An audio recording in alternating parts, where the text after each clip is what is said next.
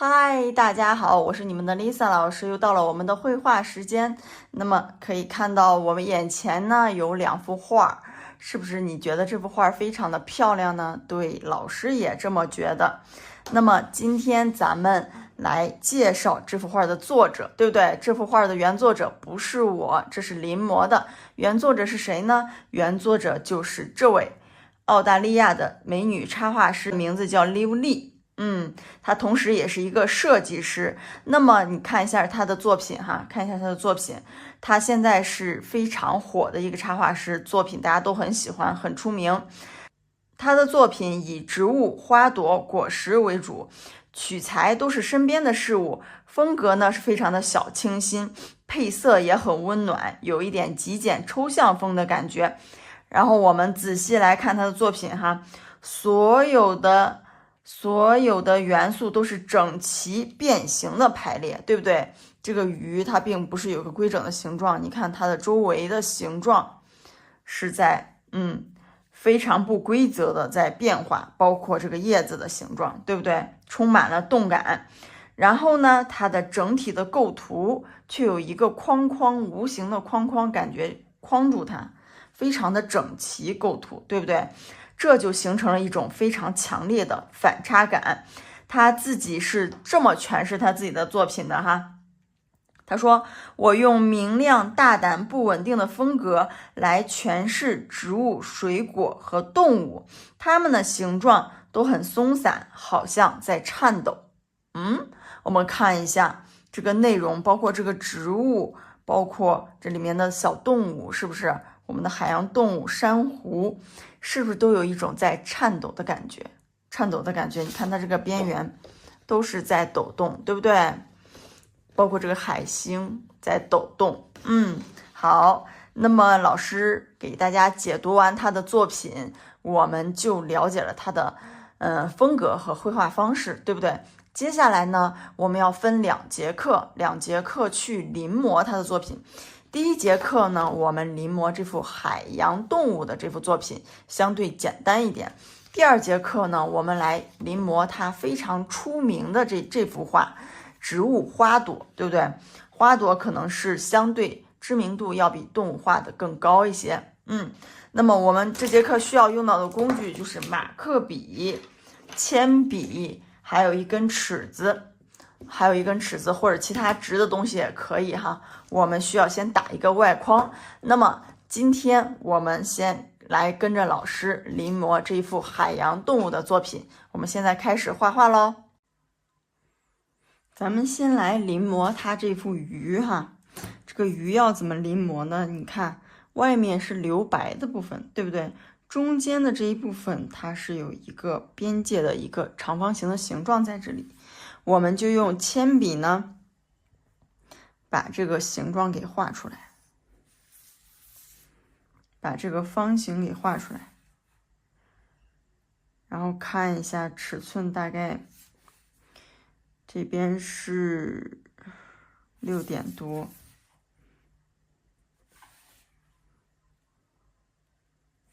尺寸大概让它居中哈，大概让它居中。这个铅笔画的时候呢，你要尽量的轻一些，然后过会儿我们比较好擦。有时候铅笔画的太重，它也不好擦。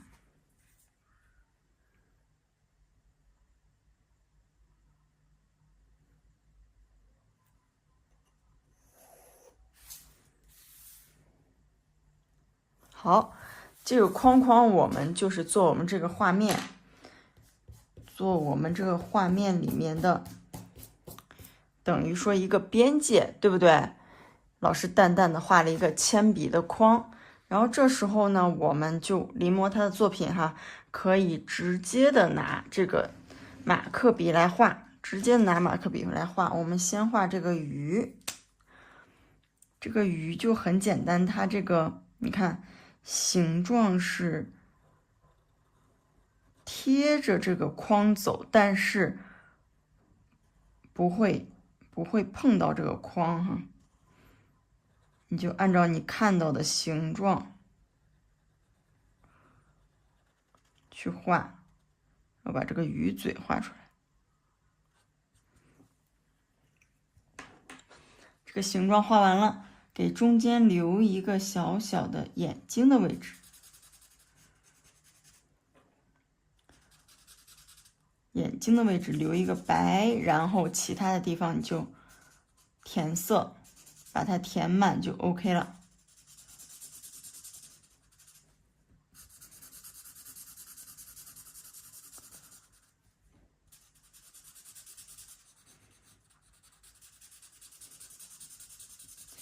填色的时候尽量的要均匀一些啊，均匀一些。如果你第一遍没有涂均匀呢，可以第二遍再去涂一遍。因为原作者他其实是用水粉来画的，所以说更容易涂的比较均匀。咱们用马克笔来画。好，第一条画完了，我们把它完整的画完，再接下来的步骤哈。我们画眼睛，来画眼睛。可以看到眼睛里面眼球是蓝色的，对不对？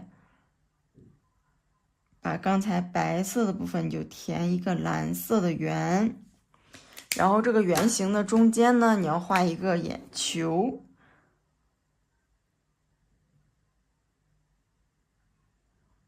画一个黑色的眼球，拿勾线笔画就行了。然后你看这个鱼身上还有什么呢？鱼身上是不是还有这个纹理？就用这个橘色的马克笔，你试一下颜色 ，OK 的，然后就可以往上画。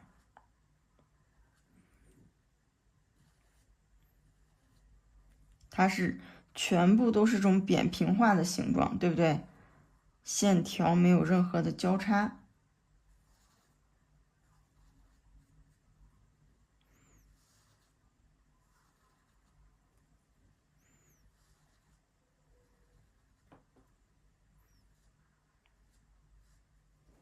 好，鱼身上的图案就画完了。接下来我们来画另外的两条鱼。另外的两条鱼有一些部分呢，要跟着它的形状走。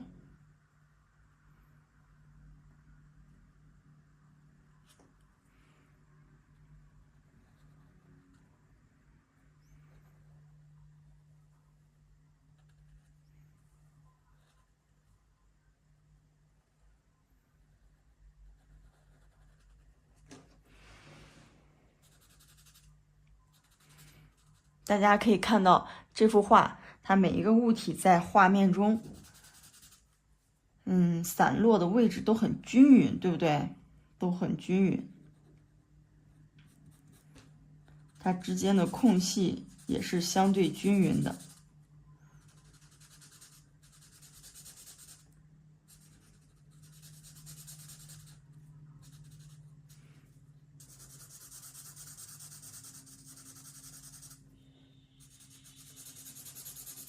好，第二条鱼很快的就画完了，很快的就画完了。你看，根据它这个形状，你还可以再去调整一下自己的鱼，让它的边缘变得不那么的规整，更充满抖动、颤抖的感觉，对不对？然后第三条鱼，我们就干脆把它全部画完。然后再来填里面的东西，对不对？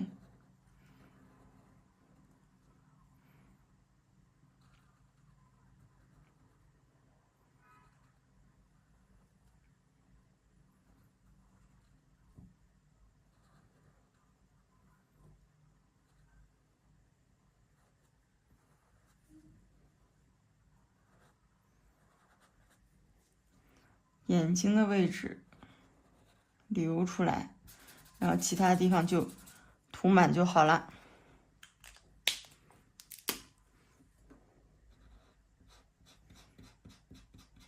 看这三条鱼的位置中间的这个留白是比较均匀的哈，这样才好看。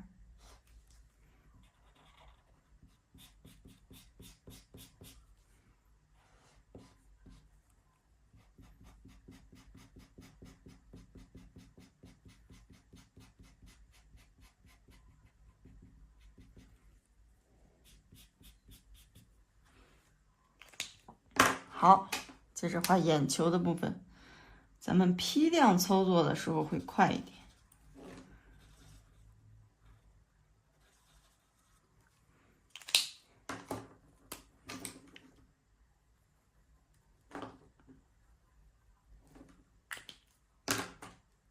然后画上面的斑纹。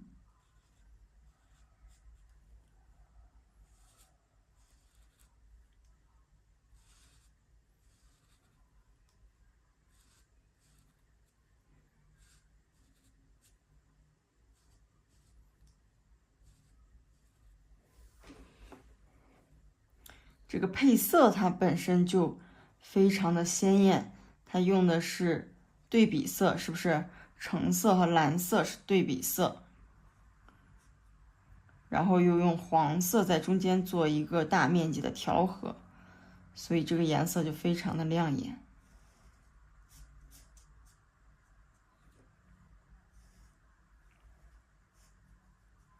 好，这部分画完了，我们来画这个红色的海星。红色的海星，海星呢，注意它这个地方是贴着轮廓，但是呢又没有挨到它。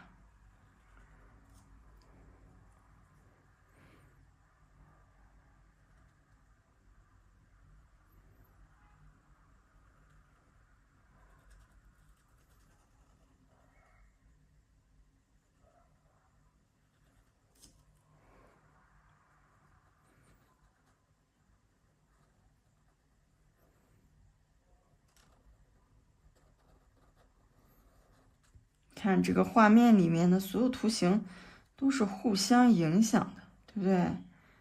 它们的位置都很和谐。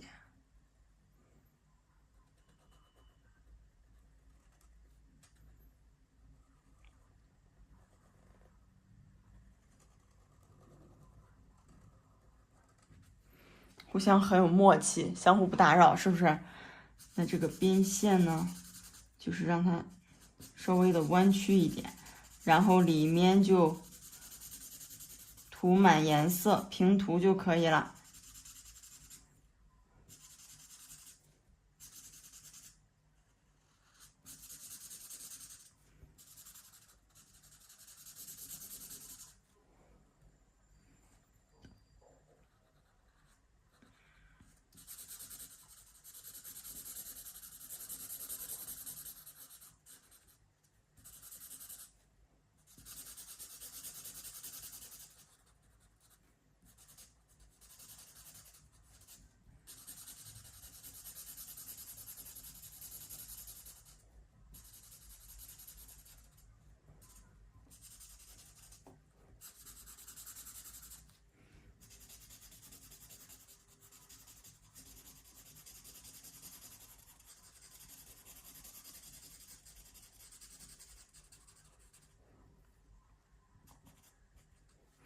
里面呢，记住它的里面是非常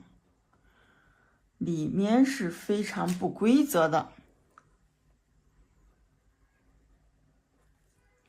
那么外面又是整齐的，我们来体会这种感觉。就里面让它尽量的，他说他的原话是怎么说？他们像在颤抖的感觉。那颤抖是一个什么样的感觉呢？就是旁边肯定不是直的，对不对？这样我们就画完了。然后呢，接着用刚才这个蓝色来画鱼，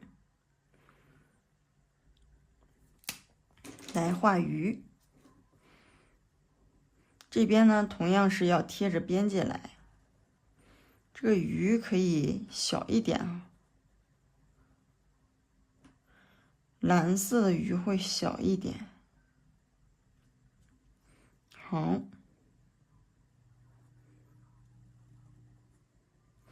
大家可以看到这边这个鱼上面有一些小的斑点，对不对？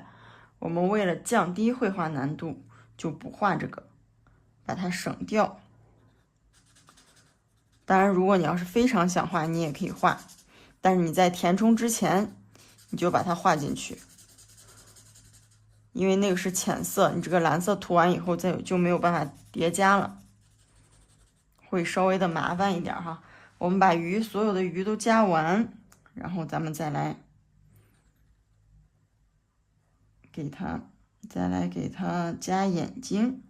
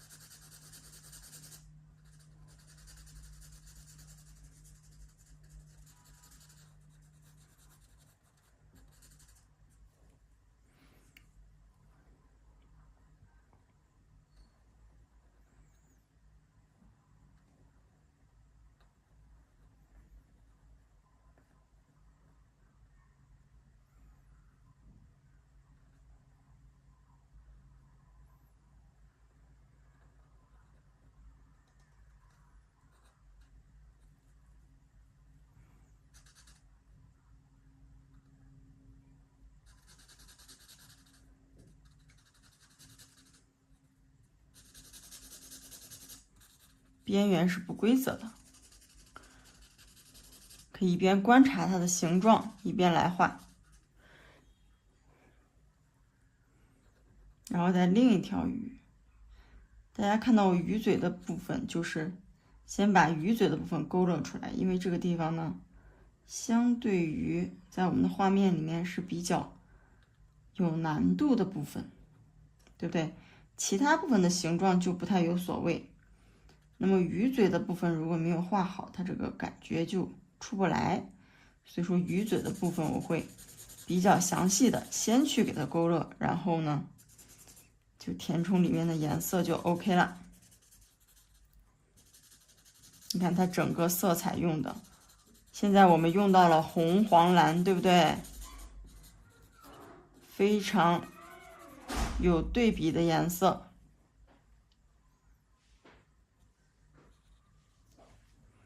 然后咱们现在来给它加一个眼睛。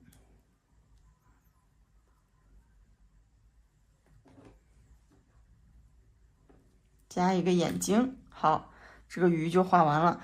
你如果想加它这个斑点呢，我觉得可以试一试紫色，深紫色啊，我来试一下，看这个感觉能不能够显示出来。有一点点哈，但是不明显，可以加一点，让我们的画面呢更加的丰富，对不对？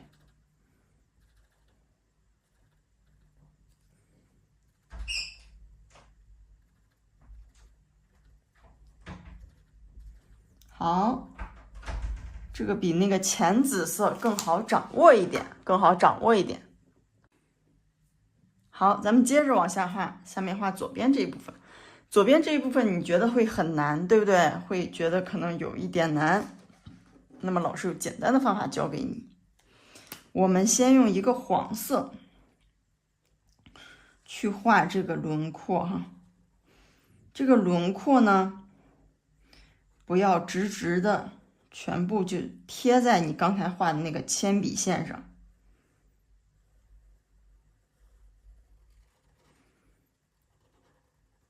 跟它之间有一点像它非常烫手，或者它是玻璃的感觉，你是不能完全贴上去的，对不对？不能完全贴上去。我们用黄色给它先去铺一个底，然后画完这个轮廓以后，你就全部给它铺满。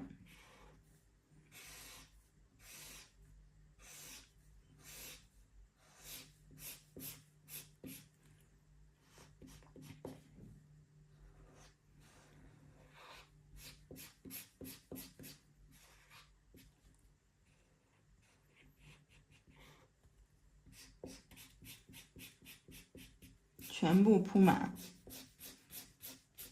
全部铺满了以后呢，我们再来画绿色的部分。这个绿色的部分你要选一个稍微深一点的绿色，我们拿一张纸先试一下，看这个叠加出来的颜色是不是跟原作中的一样哈，可以去试。这个明显就太浅了，然后我们再试一个再稍微深一点的。这个我觉得有一点太深了，但是还比较接近，然后再换一个。哎，这个我觉得就很接近，看这个颜色就很合适，不深也不浅，跟原画当中很像，对不对？然后呢，我们直接用绿色去给它上面加条纹，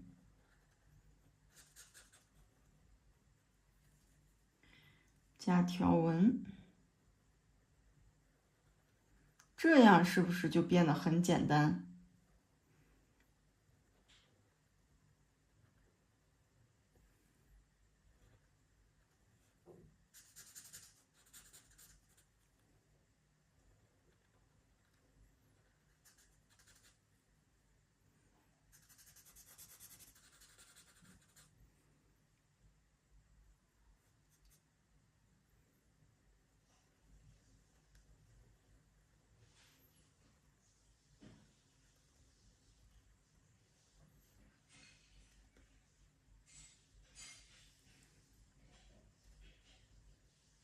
然后让所有的线呢都足够的卷曲，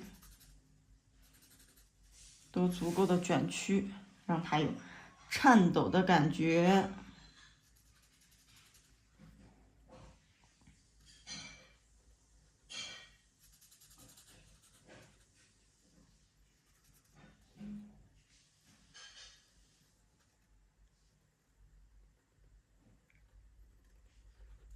这里面的线呢，大家也可以根据自己的想法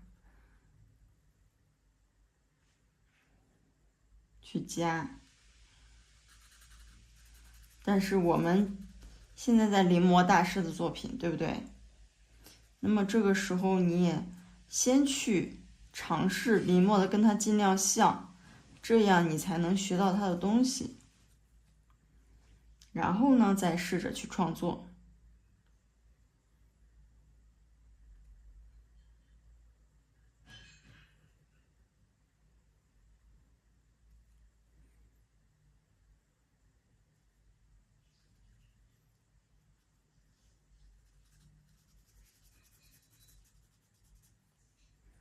好，这一步需要一点耐心哈，需要一点耐心，在这幅画里面，这一部分可能是我觉得相对比较难的地方了。那么你把这一部分都能画好了，那你能够画的作品就会非常的多了。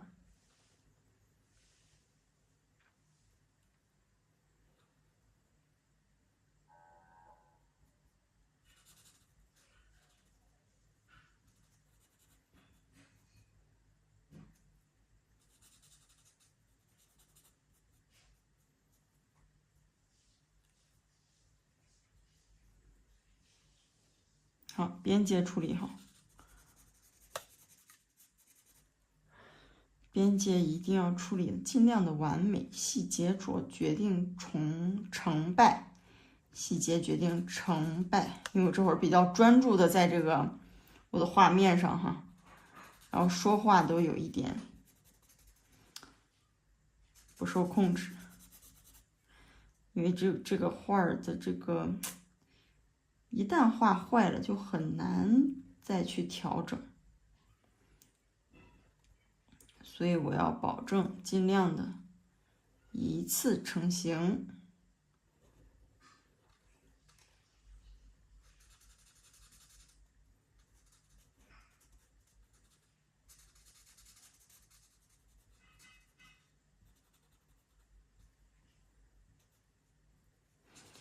如果用水粉画，可能会稍微简单一点。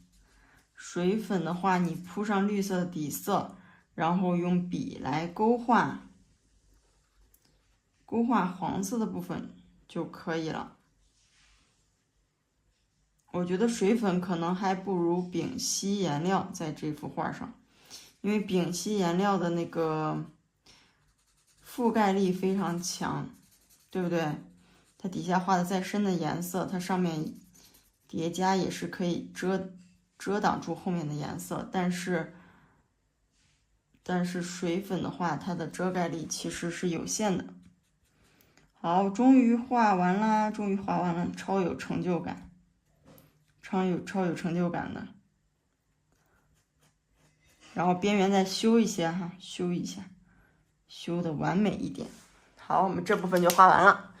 哇，这幅画最难的部分画完了，然后接着我们来画这边粉色的珊瑚，试一下色哈，先拿你的马克笔试一下色。我就觉得这个颜色是 OK 的，然后咱们就直接开始画线条就行了，就是从哪里画都不太有所谓，想怎么画就怎么画，这么弯弯曲曲的下来，对不对？到这个边界的时候，给它收一收。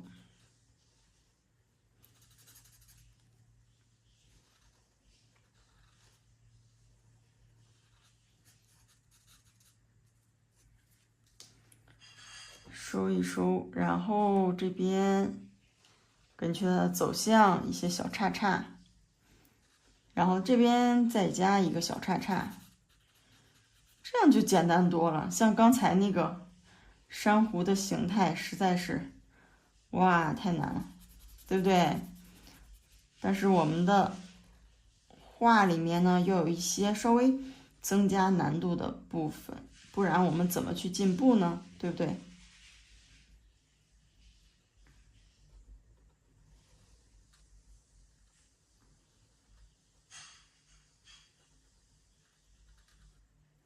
你看，它是几乎的去填满边界这个形状，让它视觉上外框是更接近这个长方形的。好，这边这个珊瑚画完了，我们再画右边的珊瑚。先画它这个珊瑚根部的地方，然后给它带过来。这边也是贴着边边来走。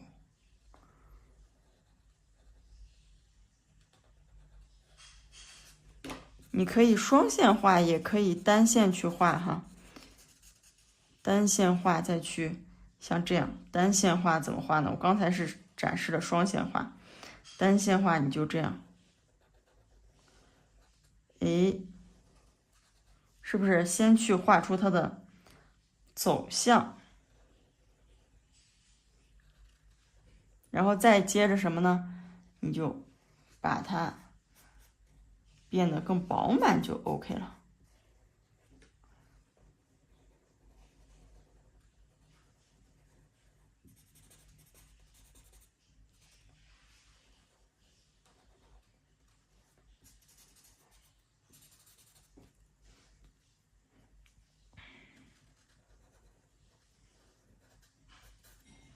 让它珊瑚在跳舞的感觉，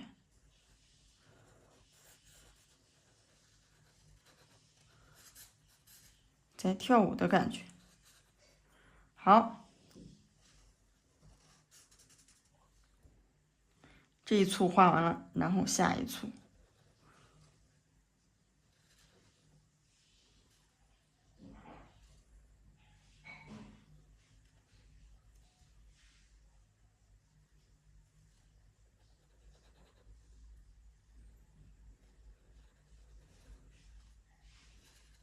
然后我们来把它补充好。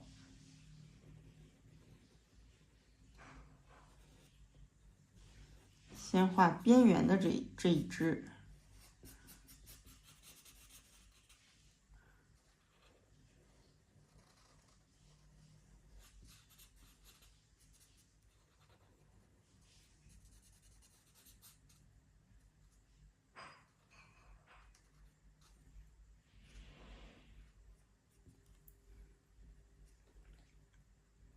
让它这个边角呀，不要有那种尖尖存在，你都给它修成圆的。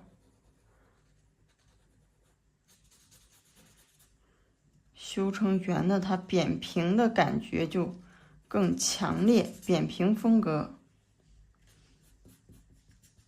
对不对？好，画完了，终于完成了。然后你看这地方，我觉得有点空，我可以再给它加一点，再稍微的加一点。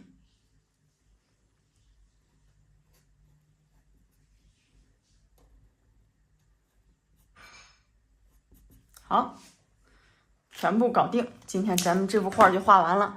接下来别忘了一个最后的步骤，给它这个我们刚才用铅笔打的线擦掉。这对我们来说是一个辅助线，是在心里的线，对不对？擦掉。成品的话，不要让人看到有这个线。这个线是通过你画面的构图来虚虚的勾出来这条线。那么现在这幅画就画完了，然后咱们看到里面呢是这个画面里面的内容是不规则的，是不是充满了这个动感，有一点像颤抖的感觉？那么外框却是非常有秩序、非常整齐的一个长方形，对不对？这就形成了一个非常强烈的对比。那么这幅画呢，也是一幅非常好的装饰画哈。大家出去买这么一幅画得多少钱啊？对不对？不要浪费，做一个画框，把它裱起来。裱的时候呢，要把周围留白的部分也留起来，好吗？今天这幅画咱们就画到这里了。咱们下节课再见哈。下节课咱们还是临摹这位艺术家的作品，临摹的是这一幅，稍微有一点难度，但是是非常非常出名的代表作。OK， 那么今天课程就到这里了，我们下次再见，拜拜。